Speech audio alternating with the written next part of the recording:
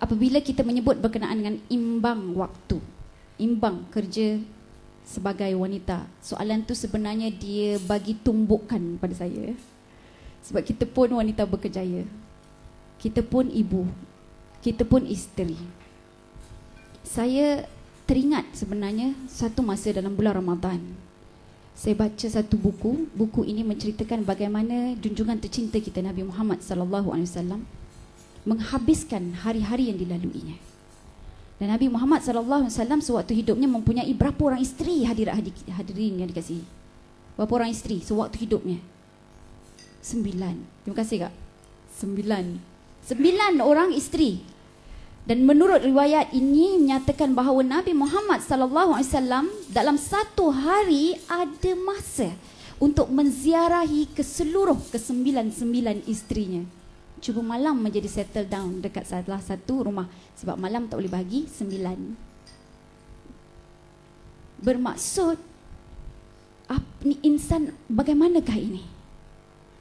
Memang kita tahu bahawa Nabi Muhammad SAW merupakan junjungan pilihan, insan pilihan daripada Allah Subhanahu Wa Taala, tetapi Allah mentakdirkan baginda Nabi berada di sisi kita sebagai contoh dan teladan. Memang kita tak boleh jadi Nabi, tapi kewajipan kita adalah kita kena ikut Nabi Muhammad SAW kerana pada dirinya qudwah. Dan qudwah ini bukan untuk diri kita saja, qudwah lil alamin, for the whole world, untuk seluruh dunia. Hadirin hadirat yang dikasihi. Jadi bila saya baca tu, pengalaman sedikit. Saya dengan suami saya waktu raya tu, kita kebetulan banyak saudara mara. Suami saya ni adik-beradik dia 12 orang. Kemudian dia punya nenek dia kahwin 2 kali. Jadi ada adik-beradik, pakcik, makcik tu memang ramai. Kami Jawa Ustaz. Just tak tahu. Jadi kalau orang Jawa ni dia memang kena ziarah. Sedara mara tu wajib. Lagi yang dekat, yang jauh tu sunat. Yang kalau yang dekat-dekat ni wajib pergi. Jadi memang dah terlampau ramai. Jadi saya cakap dengan suami saya, dan alhamdulillah suami saya ni jenis penjaga masa juga. Jadi dia pandai estimate masa. Jadi selalunya saya kalau nak rujuk masa, jarak daripada rumah ke tempat kerja sebagai contoh, saya akan tanya dengan dia, berapa masa saya boleh spend? Okey, daripada sini pergi ke program, berapa lama agaknya saya akan ambil masa? Jadi dia akan bagi agakkan dan agakkan dia, Masya Allah, selalunya betul, subhanallah. Itu kelebihan dia, dan memang saya selalu pinjam dan tumpang daripada dia. Hadirat, hadirin yang dikasihi, saya kata dengan suami saya, bang, raya kali ini kita target biar lebih daripada dalam 9 ke 10 buah rumah bang. Apa kata suami saya? Hari raya ni 5 buah rumah aja kita boleh pergi. 5 buah rumah saja. Nanti nak bawa anak lagi, tok-tek. Jadi saya kata dengan suami saya, kita cuba bang, kita plan, kita ada berapa jam ni, letak 10 minit. Satu rumah 10 minit ni. Sebab biasa raya pertama, raya kedua, raya ketiga, diorang tak adalah susah sangat kan, sebab air dah sedia ada, kuih dah sedia ada, kadang-kadang sampai lemau tak dimakan atau tak ditutup. Jadi saya kata dengan suami saya, jom kita buat 10 minit saja.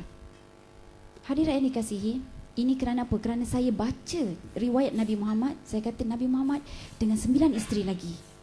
Kemudian dengan apa? Dengan para sahabat lagi. Kemudian dengan apa? Dengan strategi-strategi peperangan lagi, dengan orang bukan Islam lagi, dengan urusan politik, urusan keluarga, urusan datuk. Dia sendiri ada cucu. Jadi saya kata, macam mana Nabi Muhammad boleh bagi masa sedemikian rupa? Jadi Masya Allah, suami saya kata 5 buah rumah aja Jadi oleh kerana kita susun baik-baik, tuan-tuan dan puan-puan, hari tu agak-agak kita dapat berapa buah rumah? 9 buah rumah. 9 buah rumah. Jadi saya kata, Masya Allah, rupa-rupanya masa ini kita kena susun. Kita kena peruntukkan. Tapi nak susun, tak boleh nak pandai-pandai susun je. Dia kena ada asas dia, tuan-tuan dan puan-puan yang dikasihi. Apakah asas dia? Asas dia Allah dah nyatakan dalam suratul Asr. A'udzubillahi minasyaitonirrajim. Mari kita baca sama-sama. Bismillahirrahmanirrahim. Wal asr. Innal insana lafi khus. Demi masa, demi waktu asar. Sesungguhnya setiap insan ini hidup dalam kerugian. Tuan-tuan, Ustaz Fatah dalam keadaan rugi. Ustaz Ahmad Dasuki dalam keadaan rugi. Saya yang sedang pegang mikrofon ini dalam keadaan rugi. Tuan-tuan puan-puan yang sedang duduk ini adalah dalam keadaan rugi. Kameraman pun dalam keadaan rugi. Kita punya waiter, waitress semua ada dalam keadaan rugi. Yang menjual di luar sana, mereka semua adalah rugi. Yang duduk di jalan raya sekarang ni, semua adalah rugi. Illa, kecuali alladzina amanu, mereka yang beriman, wa amilus salihat, beramal salih, wa tawassaw bil haq, berpesan-pesan demi kebenaran, wa tawassaw bis sabr, berpesan-pesan dengan penuh kesabaran. Masya Allah, 4 ini saja yang tidak rugi. Asas sebenarnya dalam pengurusan waktu supaya kita tidak menjadi insan atau individu yang rugi adalah nombor 1, beriman dengan Allah. Tetapi kalau kita tidak beriman, macam mana nak iman ni? Iman ni dia kena tahu dan dia kena faham. Tahu dan dia kena faham. Barulah dia ada keyakinan. Dan itulah dia iman. Dia yakin dalam keadaan dia tahu. Jadi untuk itu kita semua kena tahu mengapa kita dihidupkan di atas muka bumi ini. Dan kombinasi 4 ini hadirat yang dikasihi, inilah makna khalifatullah. Makna khalifah, iqamatuddin wa siyasatud dunya bihi. Mereka menegakkan jalan hidup yang diberi oleh Allah, iaitu dalam bentuk bekalan Al-Quran dan Sunnah, wa siyasatud dunya bihi, dan mengurus dunia ini menurut panduan Al-Quran dan Sunnah. Sebab apa? Dia beriman, kemudian beramal saleh. Kemudian dia lihat, kawan-kawan dia tak baiklah, dia menasihati. Oh, dia tengok kawan-kawan dia, sahabat-sahabat dia atau saudara mara dia cuba untuk menolak ataupun tidak menerima dia. Dia menasihati dalam kesabaran. Jadi inilah dia kriteria-kriteria yang diperlukan sebagai khalifah. Maka sebab itu, kalau kita nak berjaya dan cemerlang dalam pengurusan masa, kita kena ada 4 ciri ini. Yakin, tahu dan faham apakah peranan kita. Kalau kita tidak tahu peranan kita, memang confirm tak jadi. Contoh raya tadi, hari raya, apakah tujuan kita berziarah? Adakah kita nak memenuhkan perut kita dengan kuih-kuih raya? Atau kita nak menayang baju-baju raya kita? Ataukah sebenarnya apabila kita menziarahi ini, kita hendak memohon maaf? Kalau memohon maaf, 5 minutes, 5 minit cukup dah untuk spend. 5 daqaik, enough untuk berada di dalam satu rumah. Oh, ini sebab mungkin kita nak korek dia punya rahsia ataupun korek masalah dia. Jadi itu yang jadi setengah hari di satu rumah. Jadi kembali balik kepada peranan dan tanggungjawab kita, hadirin hadirat yang dikasihi. So kalau kita jelas, insya-Allah kita akan mampu untuk mengurus masa kita dengan sebaik yang mungkin. Cuba tanya muslimat kita, muslimat kita. Suka duduk di rumah, isteri-isteri suka duduk rumah ke isteri-isteri suka di luar rumah? A, suka duduk rumah. B, luar rumah. A ke B? A. Kau tanya saya pun suka duduk di rumah. Sebab goyang kaki. Tapi Masya Allah, sebagaimana kata YB Mumtaz, sebahagian daripada kita memang kena keluar. Sebahagian daripada kita memang boleh berperanan di rumah. Dan sebenarnya yang di rumah itu lebih teruk lagi daripada di luar rumah. Kalau luar rumah, berapa jam kerja tuan-tuan perempuan? 8 jam. Di rumah 24 jam. Nak tidur ni pun masih terfikir ni, besok nak buat sarapan apa? Nak tidur ni, bangun tidur, kena awal lah pula tu. Sebab anak-anak nak pergi sekolah, suami nak pergi kerja. Jadi oleh kerana itu, kembali balik kepada proses untuk menyeimbangkan kerja kita dan tugas kita. Baik, saya kongsikan dengan tuan-tuan dan puan-puan yang dikasihi pengalaman saya mengajar. Saya pensyarah UIA dahulu. Saya bagi assignment, tugasan pada anak-anak ni, buat assignment. Saya kata presentation, I give you only 7 minutes. 7 minit sahaja untuk presentation. Dan ada kumpulan-kumpulan ni. Kumpulan yang pertama, dia present, memang betul-betul present dahsyat. Nombor 1 dia start choral speaking, lepas tu dia buat drama, lepas tu yang ketiga dia buat nasyid. Tajuk dia mengislamisasikan lagu. Cara macam mana nak islamkan lagu-lagu. Okey, kumpulan yang kedua, dia pun buat forum. Buat forum, ada moderator, ada panelis. Ini buat macam mini forum lah. Tapi tuan-tuan perempuan, yang buat 3 presentation tu, saya suruh buat 7 minit Agak-agak berapa masa dia ambil? 30 minit? 40 minit? Tak, 5 minit. Dalam tempoh 5 minit boleh buat 3 benda. Saya takjub, saya tak boleh bagi markah selain daripada markah penuh 10. Saya kata saya sangat tersentuh dengan cara bagaimana awak menyusun dan mengurus masa. Yang buat mini forum ni datang ke depan aja. Okay, saya kata right, start, moderator. Apa tu? Tak bersedia, tak rancang. Nak jadi moderator pun tak tahu siapa yang jadi moderator. Panelis, bila sampai kepada panelis, panelis duk bentang-bentang, ketawa-ketawa. Bentang-bentang bunyi, baca ayat Quran tak bunyi-bunyi. Saya memang sengaja biarkan masa itu berlalu. Saya nak tengok sampai berapa masa dia boleh habis. Setengah jam hadirin hadirat, setengah jam.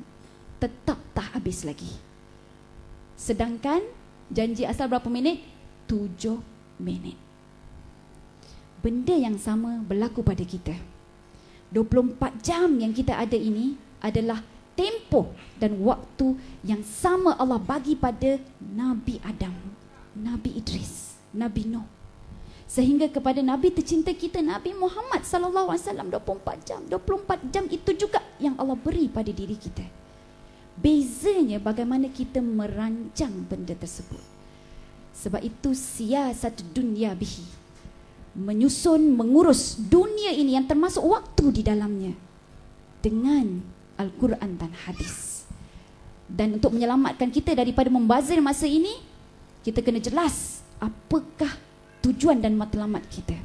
Tuan-tuan dan puan-puan yang dikasihi, sebagai pensyarah, saya juga diamanahkan untuk menjadi prinsipal Kolej Kediaman Pelajar-Pelajar Wanita. Terus terang saya katakan 8 tahun saya pegang jawatan tersebut. Banyak kes-kes disiplin, tuan-tuan dan puan-puan. Tapi saya sayang dengan UIA ni, sebab UIA dia ada sistem siapa tak sembahyang boleh panggil, siapa tak tutup aurat boleh panggil. Ingatkan, tak nak buat, bagi saman. Macamlah saman tu boleh hapuskan dosa tak sembahyang dia. Macamlah saman tu boleh hapuskan dosa tak tutup aurat dia. Tapi sekurang-kurangnya ada usaha.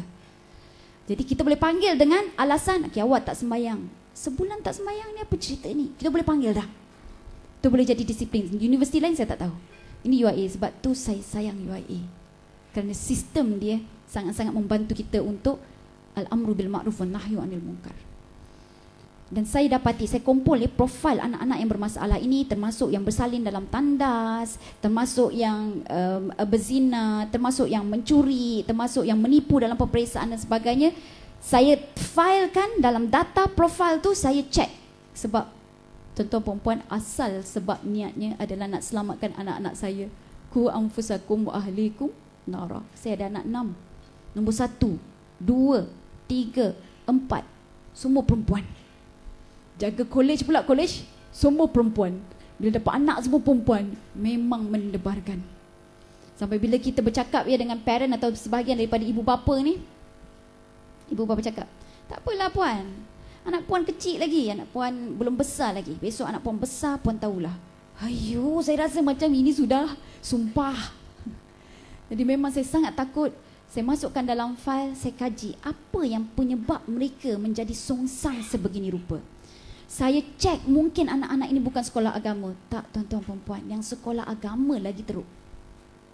Oh, saya kata mungkin anak-anak ini mereka anak manja. Tak ada. Anak yang tak manja, anak yang adik-beradik ramai, anak yang tunggal pun ada. sampai cek zodiak. Zodiak Virgo, Capricorn. Apa benda lah kan. Mungkin yang sama ni kok yang lahir bulan 6, kanser tu, dari penyakit kanser. Mungkin ada masalah dia ke sebab dia lahir bulan 6, tengah tahun, jadi dia tidak tahu identiti dia. Tidak, tuan-tuan perempuan, ada. Awal tahun ada, akhir tahun pun ada. Tapi Masya Allah, Allah tunjukkan saya dua benda ni. Dua benda yang memang sama di kalangan mereka. Nombor satu, anak-anak ini tidak ada matlamat hidup. Tidak ada tujuan hidup. Sebab itu dalam kehidupan mereka di asrama ataupun di universiti, mereka sia-siakan sebegitu rupa.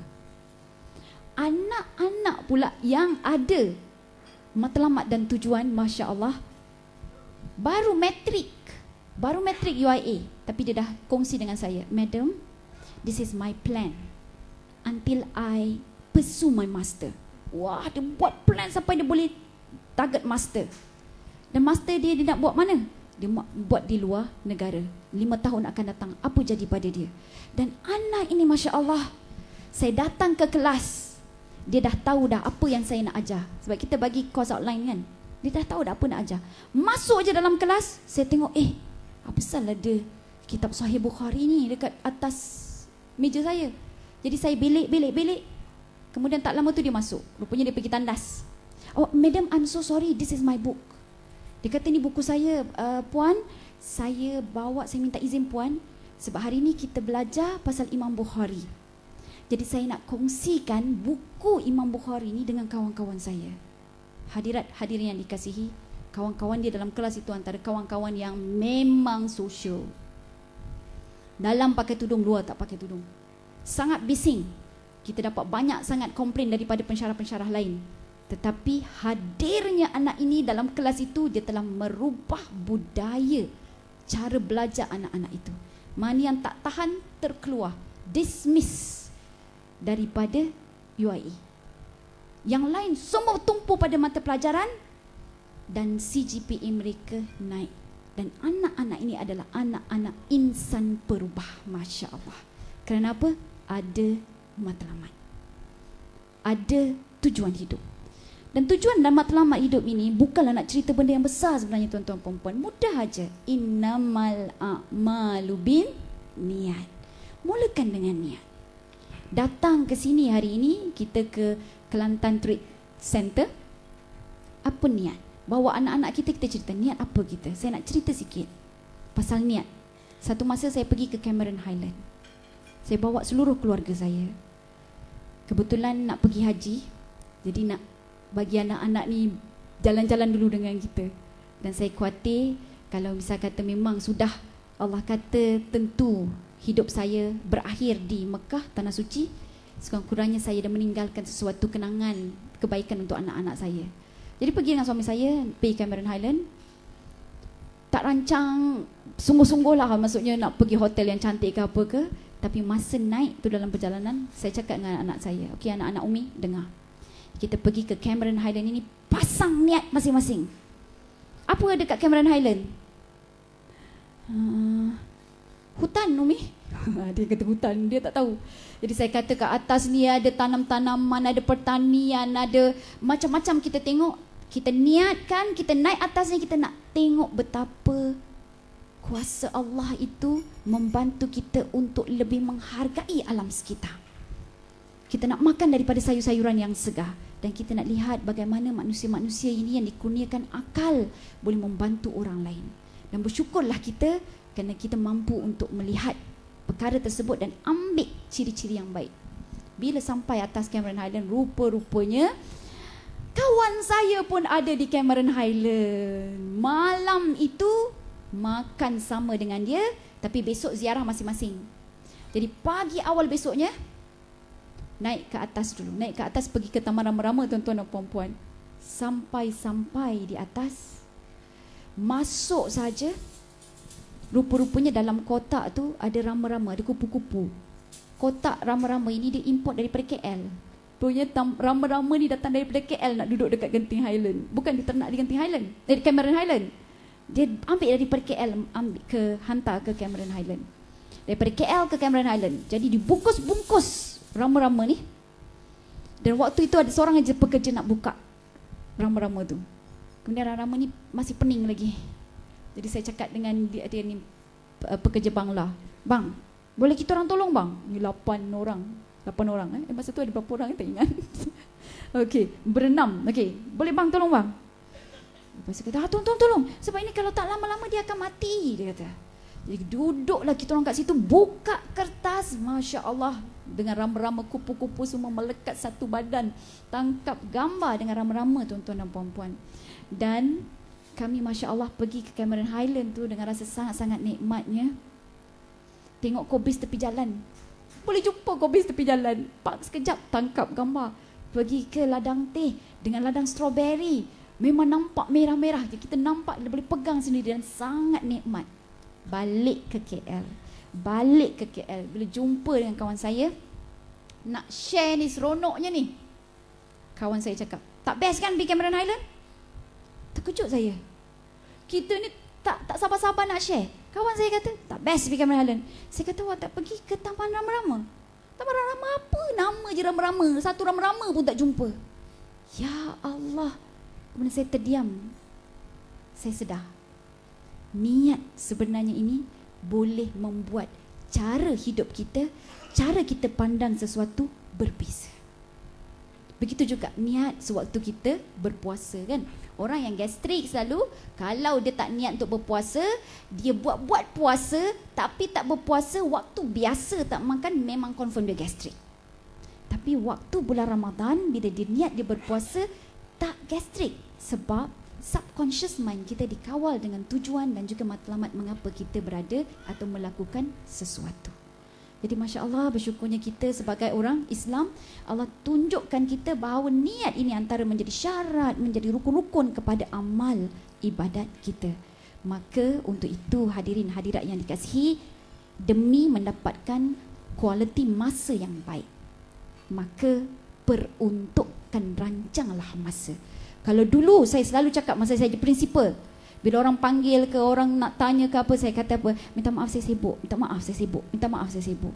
Tapi selepas saya membaca bagaimana Rasulullah membahagi-bahagikan masa, saya sangat malu. Dan saya berazam untuk mengharamkan kata saya sibuk. Tak ada. Perkataan saya sibuk itu tidak pernah wujud lagi dalam kamus kita. Apa yang kita kata adalah bila masa yang nak. Ini masa saya. Kita susun dan atur. Bukan tak ada masa, kita yang kena cari dan susun masa tersebut. Tuan-tuan puan-puan, balik nanti tolong kira. Bayangkan kalau umur kita hidup sehingga 65 tahun. Contoh, Rasulullah SAW meninggalkan kita pada usia 63 tahun. Kita letak 2 tahun itu lebihan bonus. 65 tahun. Kalau ada kalkulator boleh kira sekarang Kalau ada handphone, kalkulator boleh kira sekarang. Daripada umur 65 tahun, tolak 15 tahun. Kenapa tolak 15 tahun? Sebab 15 tahun ini waktu kita bermain-main, waktu kita kurang matang, waktu belum balik. Jadi lebih 65 tolak 15 tinggal 50. Bagus orang Kelantan ni pandai matematik. 50 tahun. Daripada 50 tahun tu kita tolak aktiviti-aktiviti wajib kita seharian. Satu hari tuan-tuan perempuan berkata tadi kita kerja berapa jam? 8 jam. Untuk tempoh 50 tahun, 8 jam itu bersamaan dengan 16 tahun tuan-tuan perempuan. Tolak 16 tahun. Sebab 8 jam bekerja sehari. Baik. Tidur malam berapa jam? Saya sebut 8 jam je lah. Malam. Saya sebut 8 jam. Senang kira. 8 jam itu waktu yang sihat katanya. Bersamaan 16 tahun lagi dalam tempoh 50 tahun. Tolak lagi 16 tahun. Dah tolak 50, tolak 32, tinggal berapa? Tinggal 50 tolak 32? Berapa belas? 18. Daripada 18 tahun ni, tolak waktu kita makan. Sehari agak-agak makan berapa jam? Setengah jam sekali makan kan? Berapa kali makan satu hari? 3 kali? Ya ke? Kalau pergi kursus tu berapa kali tuan-tuan makan? 6 kali. Okey, kita letaklah setengah jam, 1 jam, 2 jam. 2 jam 1 hari untuk tempoh 50 tahun. Tuan-tuan dan puan-puan, 4 tahun kita makan. 18 tadi tolak lagi 4 tahun. Solat pula. Solat. Solat berapa jam agaknya 1 hari? Ada 5 waktu. 1 waktu solat berapa? 1 jam 10 minit. 10 minit tu belum pakar. Kalau yang pakar dia 2 minit aja solat. Okey, letaklah 10 minit, 10 kali 5, 50. Pukul rata 60 minit, 1 jam 1 hari. Itu dengan zikir, dengan maksurat dan sebagainya, ya, dengan doa. 1 jam 1 hari. Bila kita convert tuan-tuan dan puan-puan kepada 50 tahun, 1 jam itu baru dapat 2 tahun. Maksudnya, kalau sembahyang 1 hari 1 jam, 2 tahun sahaja. Itu ibadah kita ni. Kalau 1 hari sembahyang 2 minit, 2 minit, 10 minit, tak sampai pun 1 tahun kita solat untuk tempoh usia kita hingga ke umur 65 tahun. So, bermaksud masa kita perlu urus dan susun. Hadirin hadirat yang dikasihi, nak cerita sikit-sikit, senang aja, mudah cerita. 1 hari peruntukan 15 minit untuk buat apa? 15 minit untuk buat apa? 15 minit untuk buat apa? 15 minit untuk buat apa? Pastikan dalam tempoh 15 minit ni you go for the quality work. Kerja yang paling banyak, kerja yang paling boleh kita buat. 15 minit setiap hari. Begitu juga dengan para pelajar, adik-adik kita yang mana-mana belajar lagi, adik-adik kena letakkan dalam tempoh 1 jam 1 hari wajib belajar. Ada masa. 15 jam ada masa bersama dengan anak-anak kita. 15 minit ada masa untuk mengemas rumah. Kalau tak siap, tak apa. Besok sambung lagi. Besok kita sambung lagi. Macam saya, alhamdulillah, dengan suami, kita sama-sama letakkan minit kita, ada tandas minit. Kita mandi lebih kurang dalam 5 minit, 2 minit adalah untuk membersihkan tandas. Jadi biasanya kalau kita nak bersih menyental tandas tu dalam letaklah mungkin 15 minit kan. Baru habis bersih. Lepas tu sakit pinggang. Dah menggosok-gosok, lepas tu tengok kotor lagi. Ini yang mendatangkan marah. Tapi rupa-rupanya kalau kita masuk buat 2 minit, 2 minit, 2 minit, Masya Allah dia akan jadi. Dan begitu juga dalam kehidupan kita, susun ada hak dia bagi setiap kerja dan tugas kita. Jadi insya-Allah Allah akan membantu. Malah itu yang terbaik.